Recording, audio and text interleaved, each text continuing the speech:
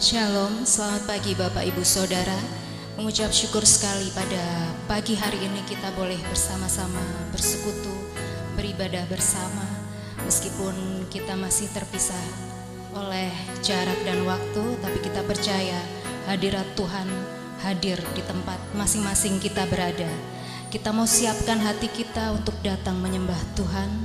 Kita percaya pada saat kita menyembah dengan segenap hati kita, urapan Tuhan turun atas setiap kita. Haleluya. Kita mau angkat satu pujian.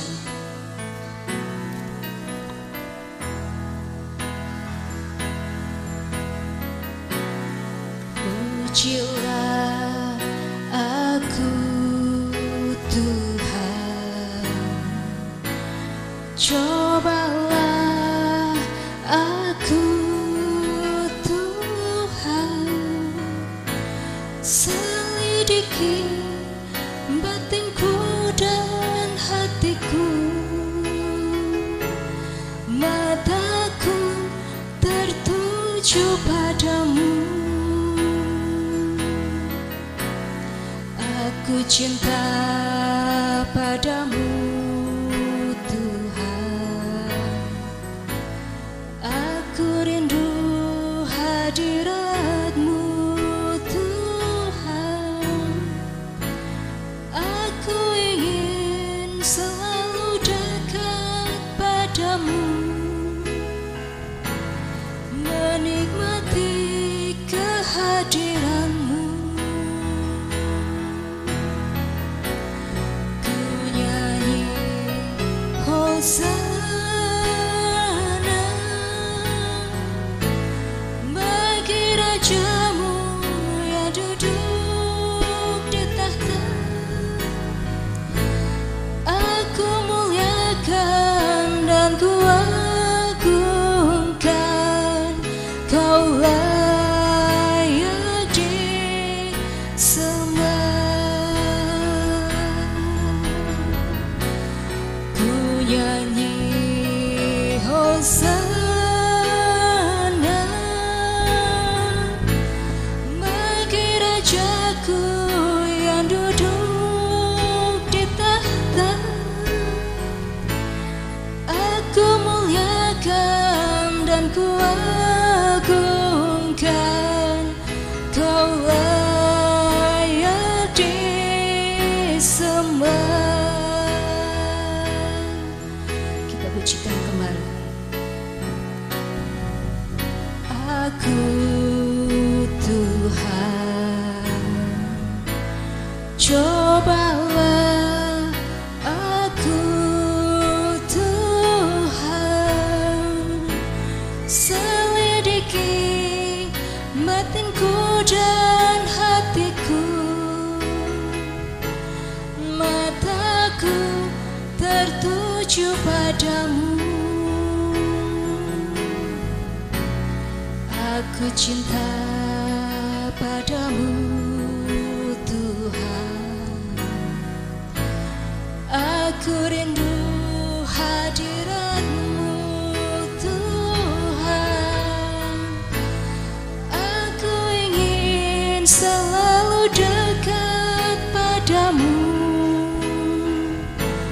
menikmati kehadiran-Mu. Ku nyanyi Hosana bagi Rajaku yang duduk di tahta.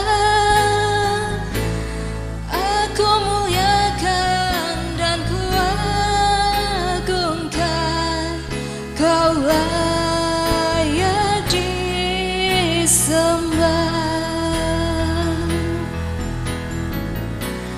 Ku nyanyi Hosana bagi Rajaku yang duduk di tahta. Aku muliakan dan ku agungkan, Kau layak disembah. Ku nyanyi Hosana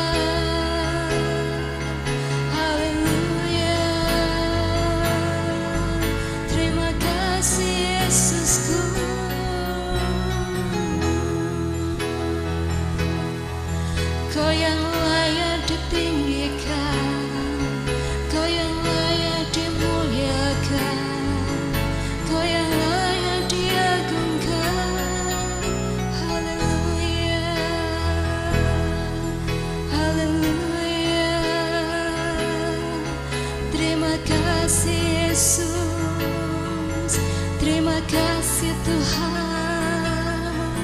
Haleluya, Hosana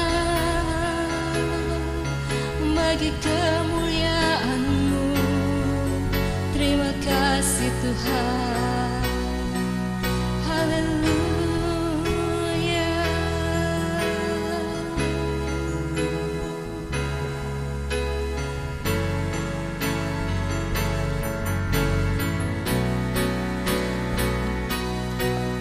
Hosana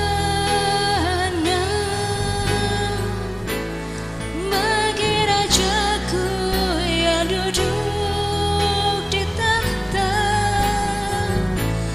Aku muliakan dan ku agungkan, Kau layak disembah.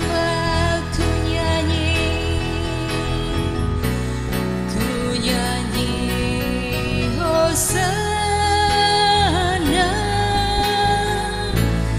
bagi Rajaku yang duduk di tahta. Aku muliakan dan ku agungkan, Kau layak disembah. Ku nyanyi Hosana bagi Rajaku yang duduk di tahta. Aku muliakan dan ku agungkan, Kau layak disembah. Kau layak disembah. Kau layak disembah.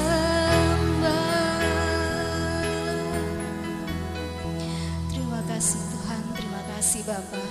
Terima kasih untuk kasih sayang-Mu dalam setiap langkah kehidupan kami. Tuhan, kami bersyukur kami saat ini boleh bersama-sama bersekutu, beribadah Tuhan. Tuhan, kami yakin dan percaya Tuhan, Roh Kudus-Mu ada dalam setiap kami, ada dalam dimanapun kami berada Tuhan. Kau hadirat-Mu ada dan urapan-Mu ada Tuhan Yesus. Terima kasih, biarlah Engkau sendiri yang memimpin ibadah ini Tuhan, mulai dari awal hingga akhirnya.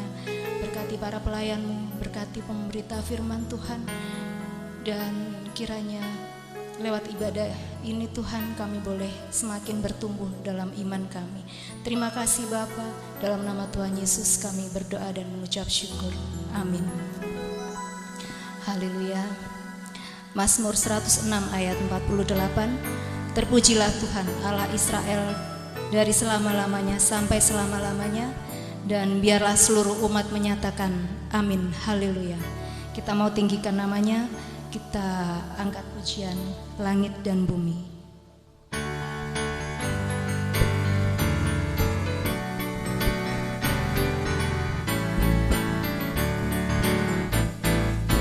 Langit dan bumi pujilah Tuhan, sebab Dia ciptakan semuanya.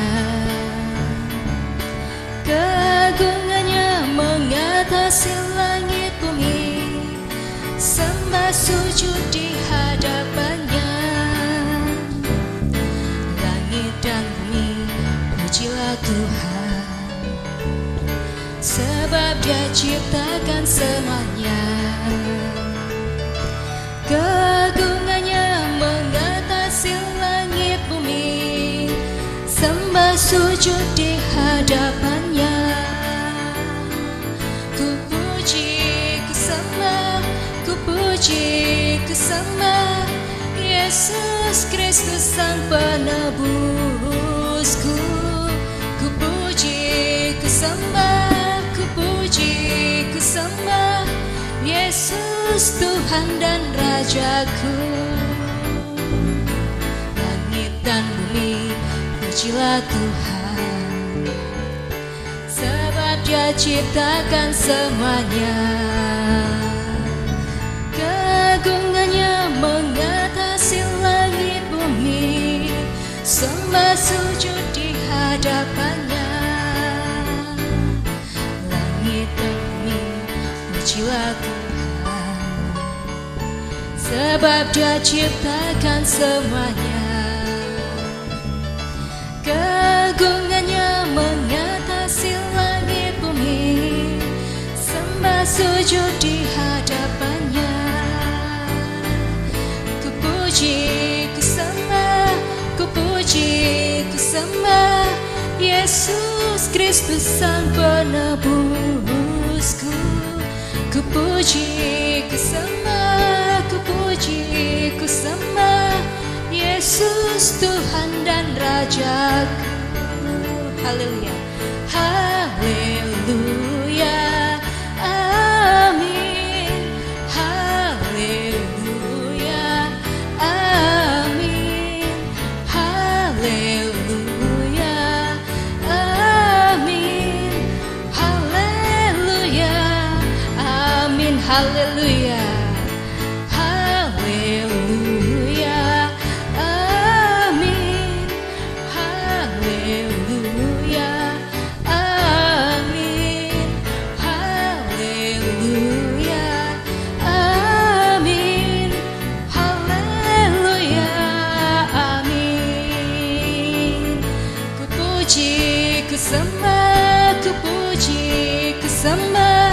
Yesus Kristus Sang Penebusku. Ku puji, ku sembah, ku puji, ku sembah Yesus Tuhan dan Rajaku. Ku puji, ku puji, ku sembah, ku puji, ku sembah Yesus Kristus Sang Penebusku. Ku puji, ku sembah, ku puji, ku sembah Yesus Tuhan dan Rajaku. Haleluya, haleluya, amin. Haleluya, amin. Haleluya, amin. Haleluya, amin. Haleluya, haleluya, amin. Haleluya, amin. Haleluya, amin. Haleluya, amin. Haleluya, amin. Haleluya. Bapak Ibu Saudara, untuk saat ini atau situasi yang terjadi saat ini, kita percaya itu adalah bagian dari rencana Tuhan. Kita tidak pernah tahu apa yang menjadi rancangan Tuhan. Begitu juga rancangan untuk hidup setiap kita. Tapi yang kita percaya, Tuhan selalu menyertai setiap umat yang dikasihinya dengan sempurna. Kita mau angkat satu pujian, arti kehadiran-Mu. Terselami oleh setiap hati kami, namun satu hal ku percaya, ada rencana yang indah, tiada terduga kasih-Mu. Heran dan besar bagiku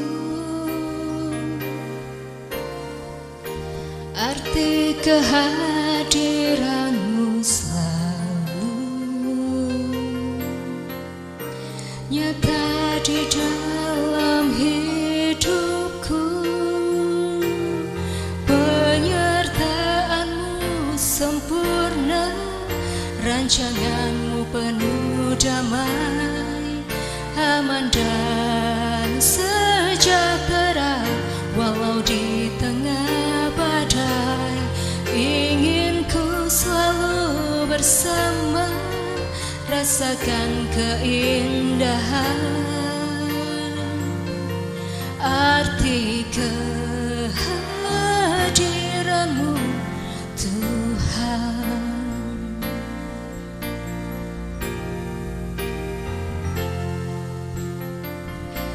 Jalanmu tak terselangi oleh setiap hati kami, namun satu hal ku percaya, ada rencana yang indah, tiada terduga kasihmu, heran dan besar bagiku, arti kehadiranmu selalu nyata di dalam hidupku. Penyertaanmu sempurna, rancanganmu penuh damai, aman dan sejahtera. Walau di tengah badai, ingin ku selalu bersama, rasakan keindahan arti kehadiranmu Tuhan.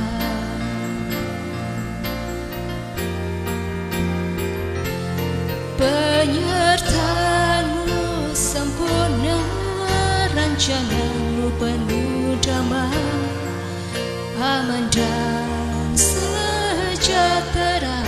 Walau di tengah badai, ingin ku selalu bersama, rasakan keindahan arti kehadiranmu Tuhan. Persilahkan untuk Bapak Gembala.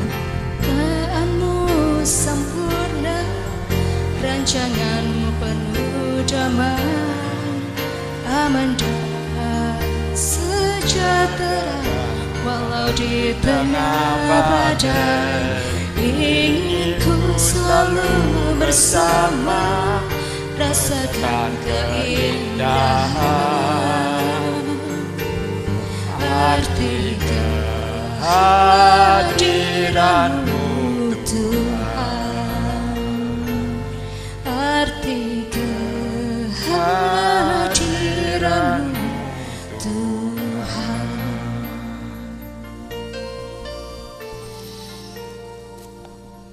Tuhan yang baik,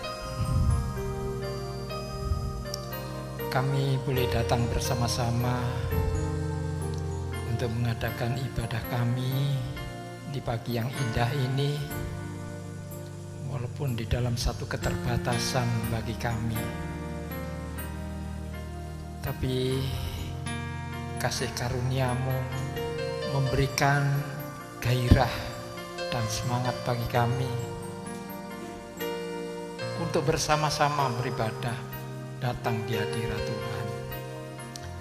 Bapa, Engkau tahu segala isi hati kami dan rencana kami, serta pikiran-pikiran kami. Sebab Engkau-lah Tuhan yang sangat luar biasa, Engkau yang Maha Tahu dan Engkau yang dahsyat. Maka itu di pagi ini Tuhan, kami sempat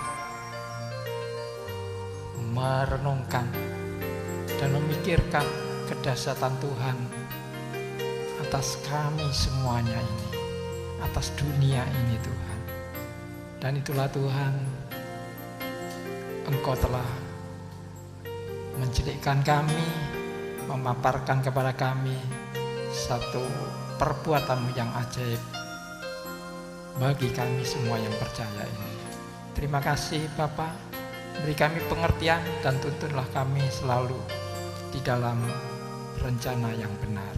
Terima kasih Bapa, di dalam nama Tuhan Yesus Kristus kami naikkan doa kami. Amin. Assalamualaikum. Selamat pagi Bapak Ibu, baik-baik semua, sehat? Ya, kita tetap semangat. Walaupun kita kurang bebas, ya kita harus dibatasi, ya, karena situasi sekarang ini yang belum memungkinkan untuk kita sebebas-bebasnya seperti tahun yang lalu. Tapi mari kita dengan keberadaan yang ada ini, ya, kita masih tetap kuat di dalam Kristus, kita masih bisa berkarya ya, dengan selalu berharap dan berlindung di dalam kasih Tuhan. Baik Bapak Ibu, mari kita bersama-sama hari ini kita membicarakan tentang perbuatan Tuhan yang ajaib, yaitu bagaimana Tuhan menerobos ya, suatu kemustahilan, ya. Apa yang tidak kita pikirkan, apa yang tidak kita sangka-sangka, ya. Dan itu tidak mungkin bagi kita. Tapi bagi Tuhan tidak ada sesuatu yang sulit bagi Dia, ya. Jadi Tuhan menerobos segala kemustahilan yang ada di bumi ini, ya.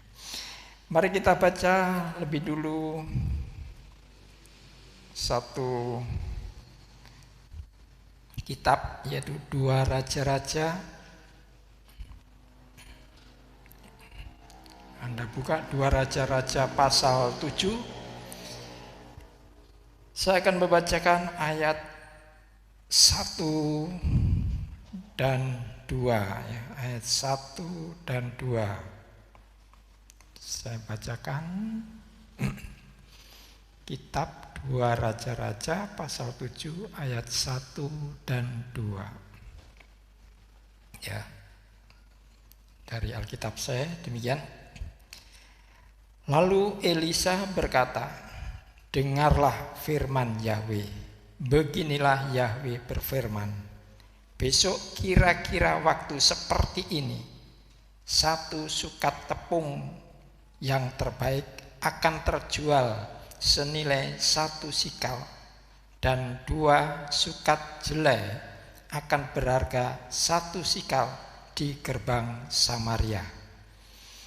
Tetapi perwira ketiga yang menjadi ajudan, yaitu orang kepercayaan raja, menjawab abdi Elohim dengan berkata, lihatlah, bahkan seandainya Yahweh membuka tingkap-tingkap di langit, dapatkah hal itu terjadi besok?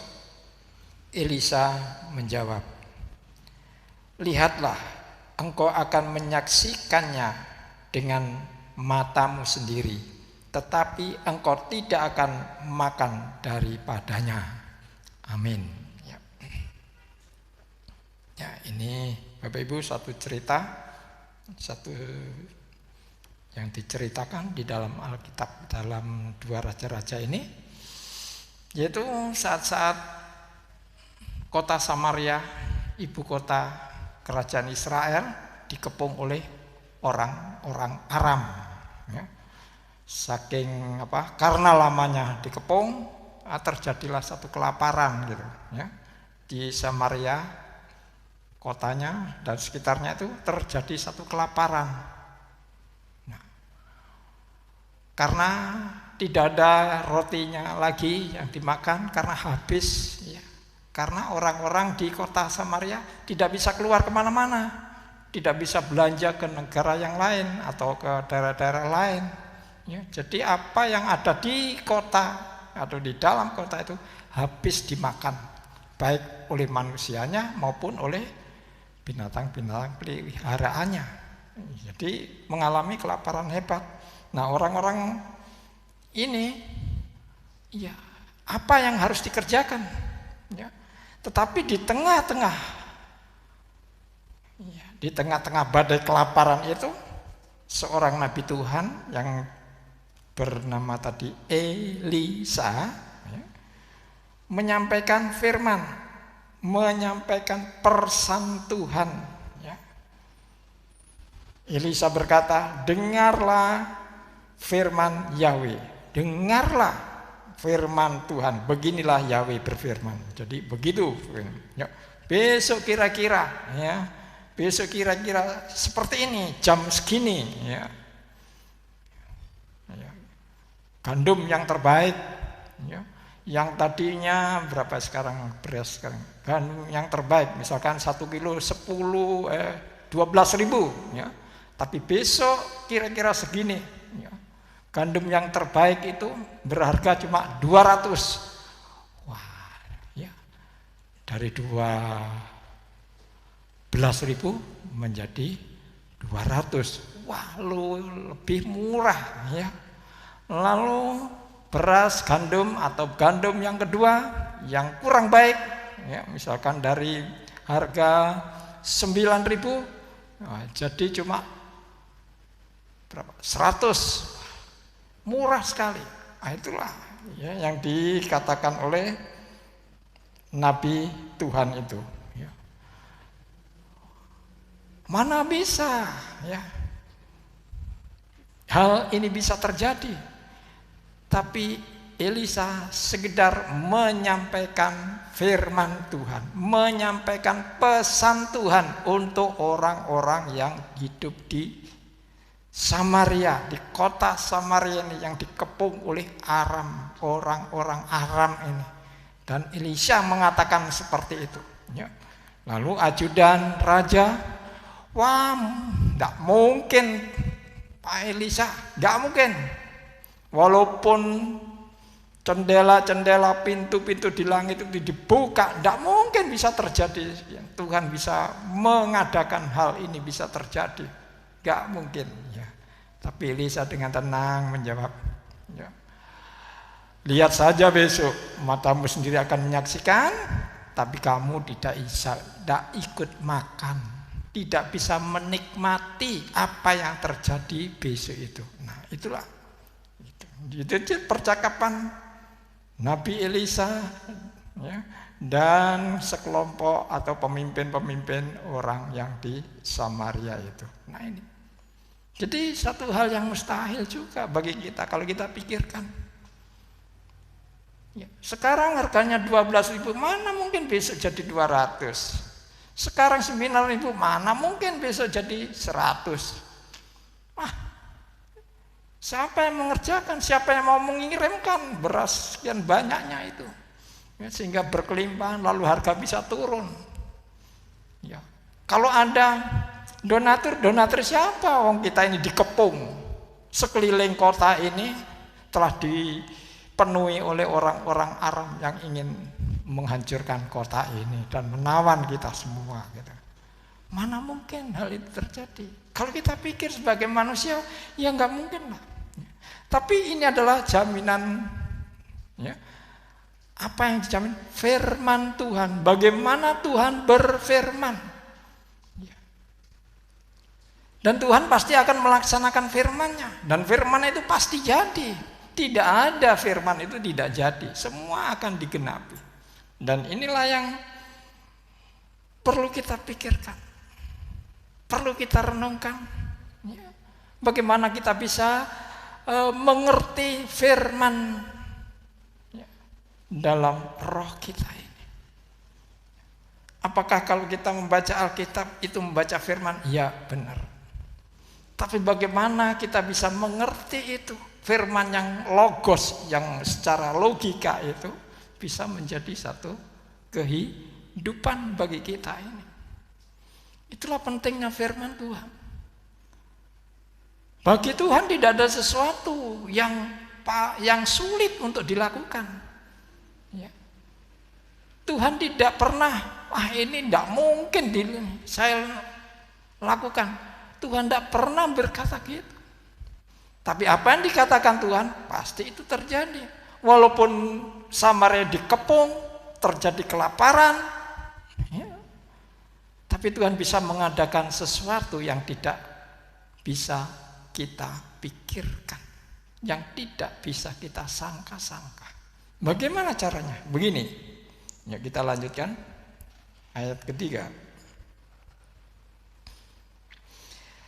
4 orang kosta berada di gerbang masuk. Mereka berkata terhadap yang lain, mengapa kita harus duduk di sini sampai mati? Jika kita berkata, kita masuk ke dalam kota, padahal kelaparan ada di dalam kota, maka kita akan mati di sana. Dan jika kita duduk di sini, maka kita akan mati juga. Oleh karena itu, marilah kita pergi dan merebahkan diri di perkemahan orang Aram. Jika mereka membiarkan kita hidup, maka kita akan hidup. Namun jika mereka membunuh kita, maka kita akan mati. Maka bangkitlah mereka pada waktu senja dan pergi ke perkemahan Aram. Ketika mereka sampai di pinggir perkemahan orang Aram, tidak ada seorang pun di sana. Sebab Yahweh telah membuat perkemahan orang Aram itu mendengar suatu bunyi kereta perang, bunyi kuda, dan bunyi pasukan yang besar. Lalu mereka berkata seorang kepada yang lain, lihatlah, Raja Israel telah menyewa raja-raja orang Het dan raja-raja orang Mesir untuk melawan kita. Maka demi nyawanya mereka bangkit melarikan diri pada waktu senja itu dengan meninggalkan kemahnya, kudanya, keledainya, dan tempat perkemahan itu begitu saja. Amin. Ya. Jadi ceritanya orang kusta, ya, orang penyakit kusta ini kan hidupnya di perasingan kota atau di tempat perasingan di luar kota. Ya. Di situ orang ini juga mengalami kelaparan karena tidak kerja. Dia juga tidak ada yang mengantar makanan, memberi makanan, enggak. Jadi dia pergi kemana? Ke gerbang masuk kota. Disitulah dia duduk-duduk, 4 orang kosta ini. Nah, dia pikir-pikir, kalau kita masuk di kota, ya di kota kelaparan, enggak ada bahaya kelaparan, enggak ada makanan. Masuk kota enggak ada makanan, kita mati di dalam kota. Kita duduk-duduk di pintu gerbang ini, kita juga mati di sini. Ya. Jadi gimana kita? Ayo kita nyebrang aja, kita ke perkemahan orang Aram sana. Kalau di sana saya diterima, kita diterima, ya kita bisa hidup, mungkin kita bisa diberi makan. Karena kita sakit, karena kita kena kusta, kita tidak bisa berdaya apa-apa ini. Ya. Ya. Jadi itulah kehidupan orang kusta. Tapi kalau mereka menerima, kita bisa hidup. Kalau mereka tidak mau terima kita dibunuh, ya kita mati, sama saja. Ya. Jadi maju mundur mati gitu loh. Yang dihadapi oleh orang-orang yang kena kusta ini. Yang serba sulit. Tapi dia memikir-mikir memang kondisinya orang sudah terbuang, diasingkan. Jadi tidak boleh di dalam kerumunan orang-orang. Tempatnya terasing. Di situ pula tidak makan, harus mati karena kelaparan. Tidak ada orang yang bisa menolong dan tidak ada datang pertolongan. Maka disinilah mereka bercakap-cakap. Bagaimana? Masuk kota mati, tinggal di sini mati. Ke tempat orang Aram ada tanda tanya. Mungkin bisa hidup jika mereka menerima. Wong saya orang sakit, masa saya membahayakan mereka? Ya tidak. Toh kalau saya dianggap mata-mata, ya enggak apa-apa, saya dibunuh mati sana ya mati. Sebab di sini mati, di sana mati, di situ mati. Ya semua ayo ke sana aja. Kita coba aja. Kita belum sampai ke sana. Nah itulah. Jadi pikiran mereka, keputusan mereka akhirnya ke Aram. Nah, dan setelah sana nyatanya orang-orang Aram sudah tidak ada, pasukan orang Aram tidak ada. Karena di situ dikejutkan oleh perbuatan Tuhan bahwa semua prajurit orang-orang Aram tadi mendengar deru-derap pasukan yang besar, yang jumlahnya banyak, dan derap kuda-kuda yang dari Mesir dan orang Het gitu, katanya mereka berbicara. Lalu mereka menyelamatkan diri. Wahai Raja Mesir menyewa Raja Israel, orang Samaria ini menyewa orang-orang Mesir dan orang-orang Het untuk melawan kita. Ayo lebih baik kita lari. Ya gitu aja. Maka ditinggalkanlah semuanya. Dia menyelamatkannya nyawanya. Dan orang-orang Kusta sampai ke sana kosong perkemahannya. Wah, dia bisa menjarah raya, makan ndak karu-karuan warga. Inilah yang terjadi seperti itu. Jadi bagaimana Tuhan melaksanakan apa yang dikatakan melalui nabinya itu bisa terlaksana dalam waktu yang tepat seperti apa yang dikatakan oleh Elisa. Perbuatan siapa ini? Tentu saja perbuatan Tuhan. Berdasarkan apa? Karena Tuhan sudah berfirman. Siapa yang menyampaikan? Elisa. Jadi firman inilah yang mengubah segala keadaan. Yang mustahil menjadi tidak mustahil. Yang tidak ada bisa menjadi ada. Itulah firman yang mengadakan itu. Nah, inilah yang dikerjakan Tuhan dengan cara berfirman. Jadi Bapak Ibu, dalam kesulitan inilah kita sedang menghadapi satu kesulitan. Apakah kita juga menghadapi hal-hal yang seperti ini? Kita sangat bingung, tidak ada jalan keluar, buntu. Ya. Coba kalau kita lihat di sekeliling kita, banyak orang tidak bisa bekerja karena perusahaannya ada yang tutup, setengah tutup, ya. Harus mengeluarkan, walaupun tidak semua karyawannya dikeluarkan, tapi sebagian besar dikeluarkan karena tidak sanggup untuk membayar lagi. Nah, banyak pula pengangguran-pengangguran yang seperti sekarang ini. Nah, kesulitan-kesulitan juga semakin banyak. Ya. Yang tadinya bisa mendapatkan uang banyak sekarang berkurang. Mungkin juga hilang rezekinya. Ya. Bisa terjadi seperti ini. Lalu apa yang harus kita kerjakan? Kita berpikir, oke, bisa berpikir. Kita bisa mengatakan penyangkalan kepada Tuhan, ya bisa saja, boleh-boleh saja. Tapi coba kita punya Tuhan, kita percaya kepada Tuhan yang bisa memelihara hidup kita, Tuhan yang bisa membela kita. Bagaimana Tuhan mengeluarkan kita dari segala kesulitan. Kita sudah banyak mempunyai kesaksian-kesaksian hidup, ya. Dan bisa kita sharekan kepada orang-orang yang lain, saudara-saudara yang lain. Tetapi sekarang bagaimana dengan permasalahan yang baru ini? Apakah kita sudah mempunyai jalan keluar? Apakah kita masih ingin berusaha dan berusaha tanpa menghiraukan Tuhan? Ada kesempatan yang baik buat kita. Ya. Tuhan bisa melakukan segala sesuatu. Bagi Dia tidak ada yang mustahil. Bagi Dia bisa mungkin. Bagi kita tidak mungkin. Tapi bagi Dia mungkin. Sangat mungkin, kata nyanyian gitu. Ya. Jadi apa yang harus kita lakukan? Mari kita lihat Tuhan. Apa? Ya, kita mengerti bagaimana kita mengenal Tuhan itu. Mari kita baca 1 Korintus pasal 1. Ya. Saya membaca mulai ayat 26. 1 Korintus pasal 1 ayat 26. Saudara-saudaraku, lihatlah keadaanmu ketika kamu dipanggil, bahwa secara manusia jasmani tidak banyak yang bijaksana, tidak banyak yang berkuasa, tidak banyak yang terpandang. Akan tetapi Elohim telah memilih mereka yang bodoh bagi dunia, untuk mempermalukan mereka yang berhikmat.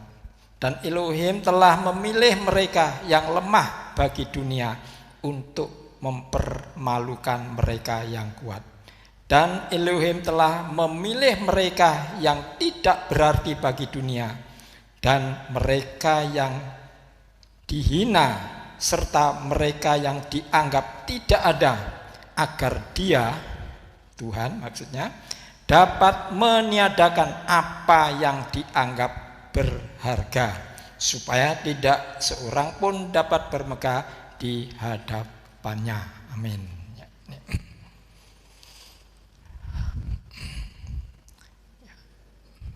Dalam arti singkatnya, Tuhan bisa memakai siapa saja. Coba kalau di dunia ini, untuk bisa menjadi seorang pilot, ya tentu saja harus dites.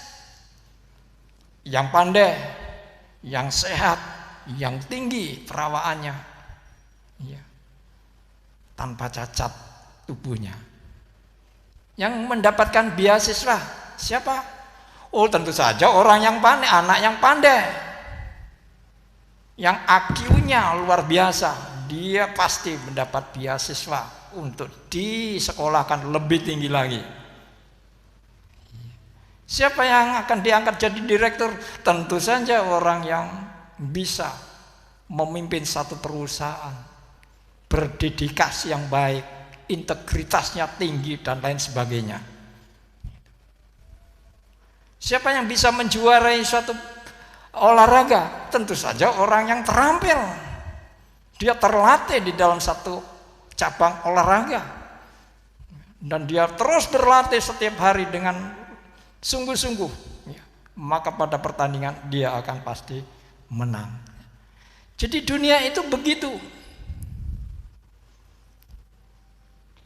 Dunia tidak akan menganggap orang-orang yang rendah, orang-orang yang miskin, orang-orang yang lemah, orang-orang yang sakit, tidak berdaya, sudah tidak dianggap oleh dunia.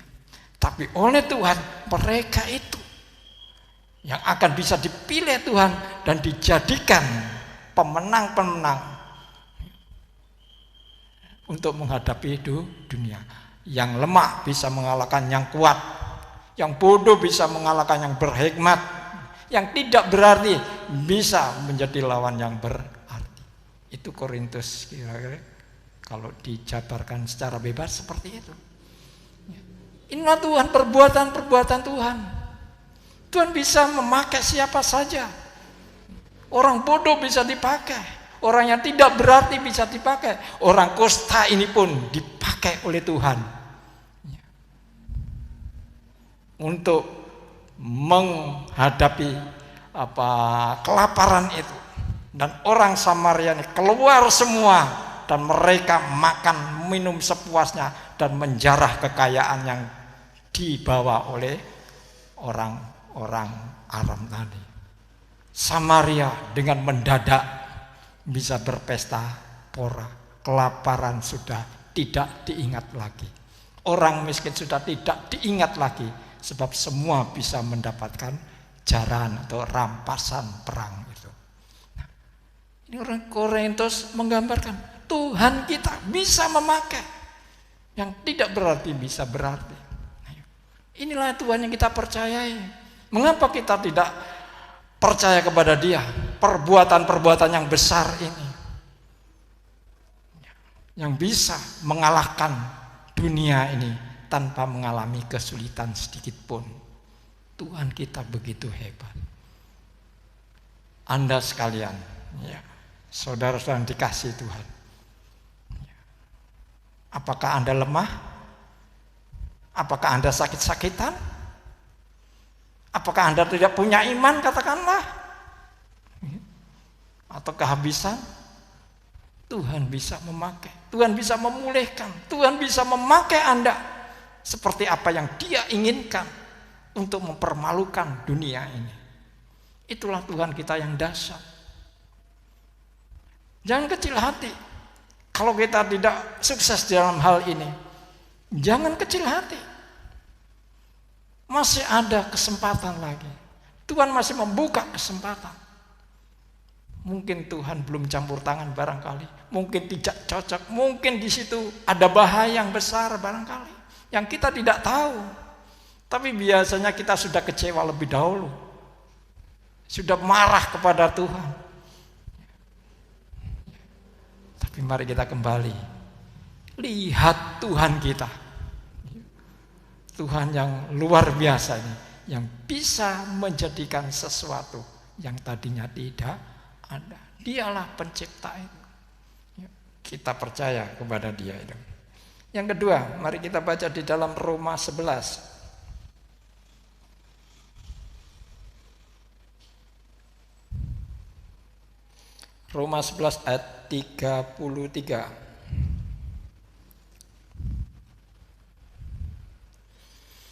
Demikian bunyinya, alangkah dalamnya kekayaan, hikmat dan pengetahuan Elohim. Betapa tak terduga keputusan-keputusannya dan tak terselami jalan-jalannya. Sebab siapakah yang mengetahui pikiran Tuhan, atau siapakah yang telah menjadi penasehatnya? Di sini Tuhan ditunjukkan oleh Roma, surat Roma ini menunjukkan betapa pengetahuan Tuhan itu tidak terbatas, tidak terbatas, tidak terduga keputusannya. Hikmatnya terlalu dalam bagi kita semua. Pengetahuan Tuhan tidak terbatas. Jadi karena pengetahuannya yang sangat luas, tidak ada barang yang tidak bisa dipikirkan oleh Tuhan. Tuhan tidak akan pernah menemukan jalan buntu di dunia ini. Bahkan di mana saja. Artinya Tuhan tidak pernah putus asa juga. Tuhan tidak pernah mengalami kesulitan. Mungkin kita mengalami mentok satu jalan buntu. Tapi bagi Tuhan ada terobosan di sana.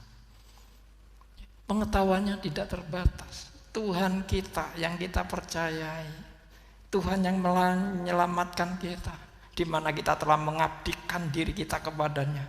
Pikirannya tidak terbatas, pengetahuannya sangat dalam dan sangat tinggi. Untuk apa kita khawatir? Apakah Tuhan tidak menghiraukan kita?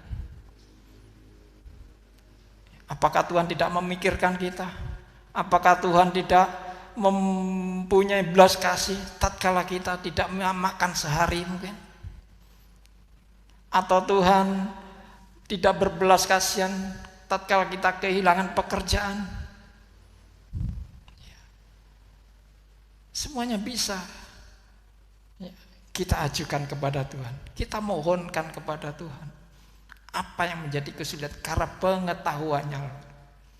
Kalau kita sudah tidak bisa memikir sama sekali, hikmat kita sudah habis barangkali, kita sudah tidak ketemu jalan kita, tapi Tuhan bisa memikirkan satu pikiran yang cemerlang buat kita.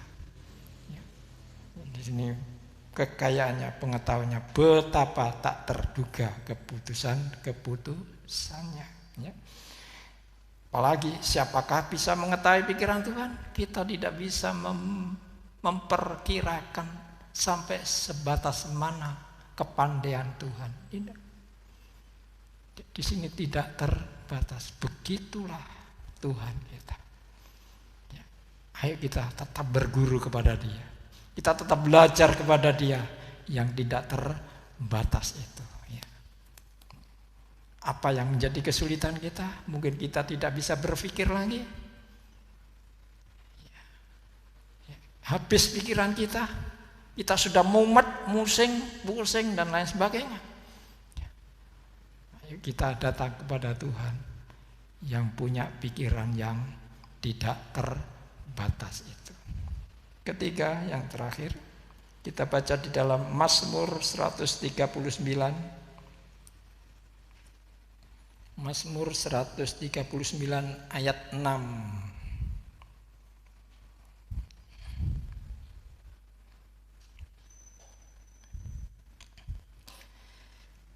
Pengetahuan ini terlampau ajaib bagiku, terlampau tinggi, aku tidak dapat mencapainya. Ya. Mazmur ini mengatakan, aku tidak akan bisa mencapai pengetahuan Tuhan. Terlalu ajaib Tuhan itu bagiku. Sebab keberadaanku ini sudah tersurat satu persatu. Sebelum aku di dunia ini, dilahirkan di dunia, sudah tersurat, sudah terencana, sudah tercatat di dalam kitabnya Tuhan. Aku dibentuk ini, bentukan ini, Tuhan sudah menganyam dagingku, menganyam otot-ototku, menganyam tulang-tulangku, semuanya. Dan jadilah aku di dunia seperti ini. Terlalu ajaib perbuatan Tuhan, terlalu ajaib. Jadi kita tidak bisa memikirkan apa yang telah diperbuat oleh Tuhan. Kita bisa menciptakan ini orang-orang besar itu, ya. Tapi semuanya itu tidak akan bisa menandingi kekuatan daripada Tuhan. Ya.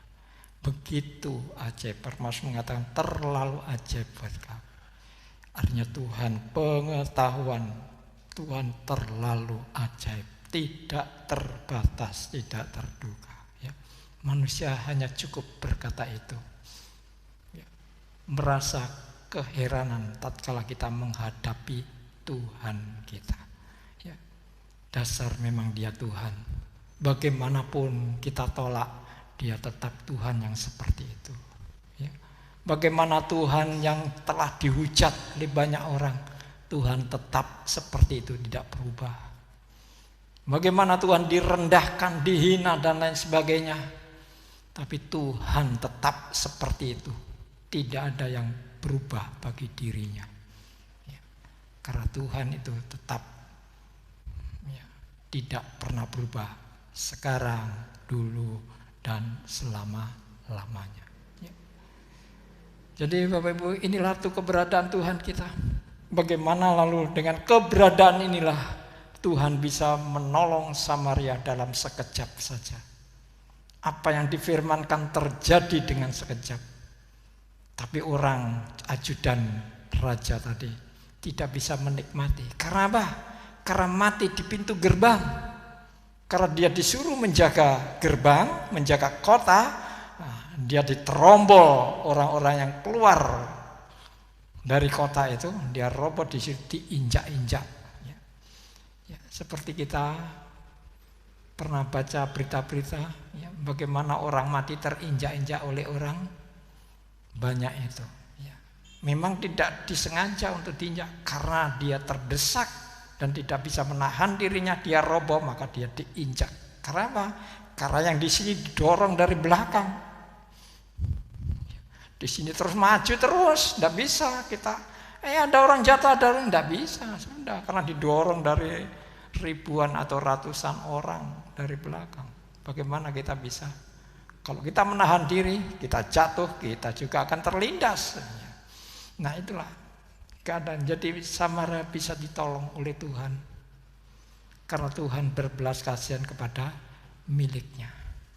Ya, walaupun Israel ini sudah meninggalkan Tuhan, ya, keadaan rohani Israel ini sudah rapuh, sudah berpaling dari Tuhan dan menyembah kepada berhala-berhala yang ada di Samaria itu. Tapi karena Tuhan mempunyai rasa belas kasihan, Tuhan masih punya nabi untuk bisa menyampaikan firman-Nya, ya, untuk menyampaikan maksud isi hati Tuhan. Ya, bagaimanapun juga Tuhan, apa yang dialami orang-orang pilihannya yang sudah sekian lama sengsara. Karena ada satu atau beberapa orang mungkin yang berseru-seru, Nabi itu sendiri mungkin yang selalu berdoa untuk keselamatan umatnya. Disitulah Tuhan bisa mendengar. Ingat juga Sodom dan Gomora. Tuhan tidak akan menghukum Sodom dan Gomora kalau ada hanya 5 orang saja atau 10 orang yang baik. Tuhan akan mengurungkan niatnya untuk menghukum Sodom dan Gomora. Tapi sayang tidak ada orang sebanyak itu yang baik. Akhirnya hukuman terjadi. Tetapi bagi anak-anak Tuhan, Israel, Samaria ini, walaupun sudah habis imannya, sudah berpaling dari dia, tapi dia masih punya perjanjian. Dia tidak melihat orang itu, tapi dia melihat perjanjian yang dikatakan kepada nenek moyang Israel itu. Jadi Bapak Ibu, marilah kita hari-hari ini, apa yang harus kita hadapi, perkara apa, kesulitan apapun yang harus kita kerjakan, Tuhan kita sanggup menolong kita. Apalagi kita masih bisa berdoa kepada Dia. Kita bisa berseru-seru melalui namanya. Masa Tuhan tidak mau mendengar kita? Bukan berarti Tuhan harus mendengar kita, tidak. Tapi pada saatnya pasti Tuhan memberikan pertolongan. Tapi tetaplah percaya. Percayalah kepada Tuhan bahwa Tuhan kita sanggup melakukan segala-galanya. Apa yang tidak mungkin bagi kita, Tuhan masih bisa mungkin dan sangat mungkin. Dan Tuhan bisa mengerjakan dalam segala perkara. Demikian firman Tuhan. Mari kita berdoa bersama-sama. Amin. Ya, kita nyanyikan satu pujian.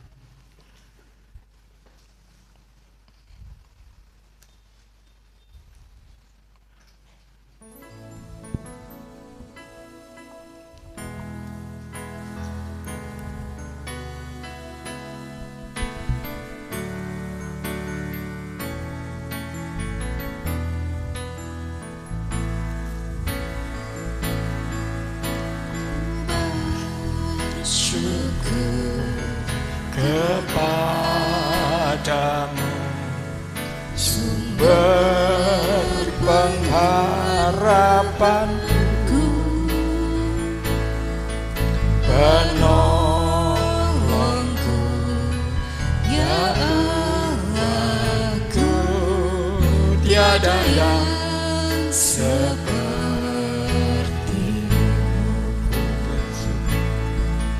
ku bersyukur kepadamu,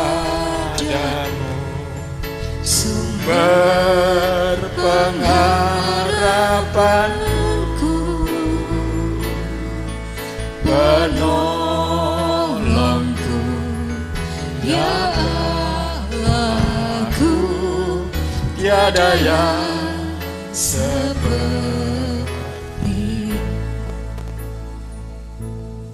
Bapa yang baik.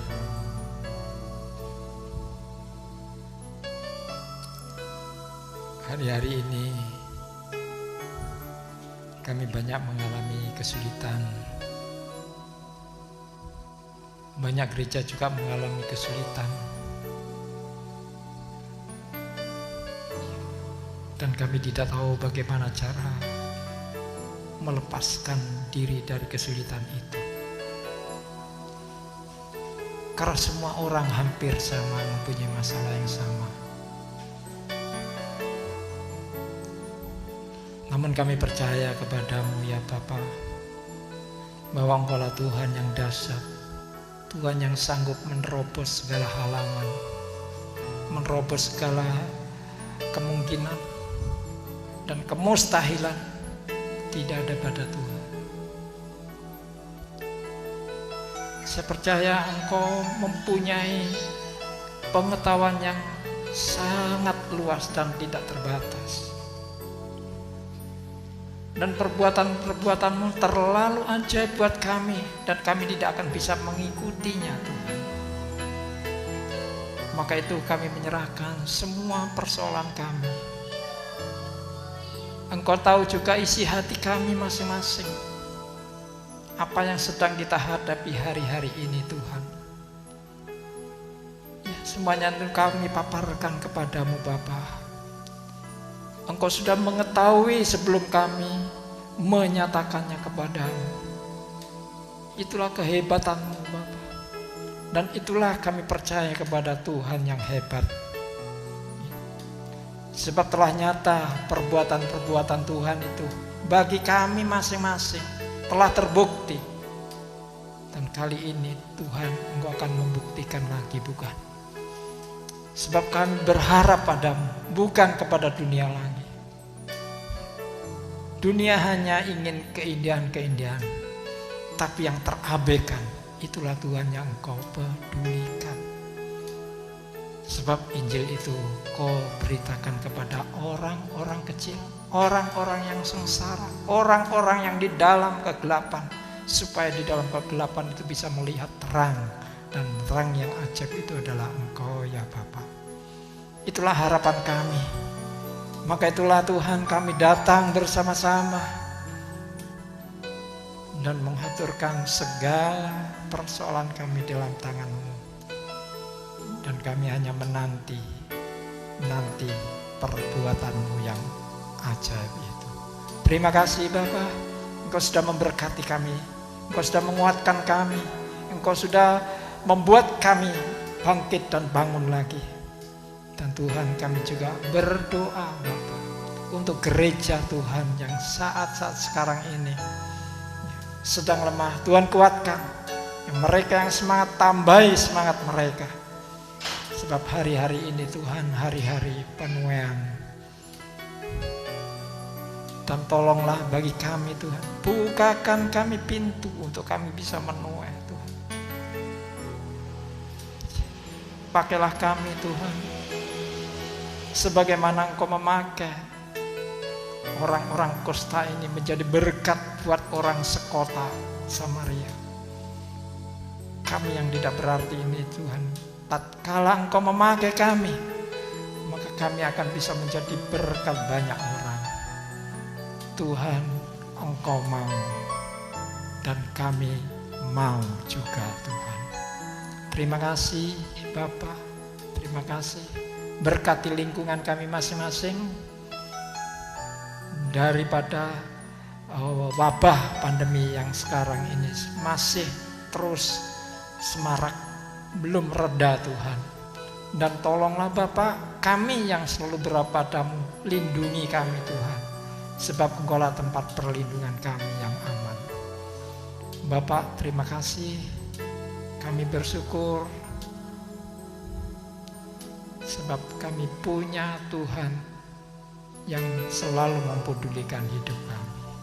Terima kasih Bapa. Dan akhirnya Bapa, kami mau menadahkan tangan kami untuk menerima segala berkat-Mu yang Kau curahkan saat-saat ini Tuhan. Supaya kami selalu bisa hidup bersama-sama di dalam Kristus. Terima kasih saudara yang kasih.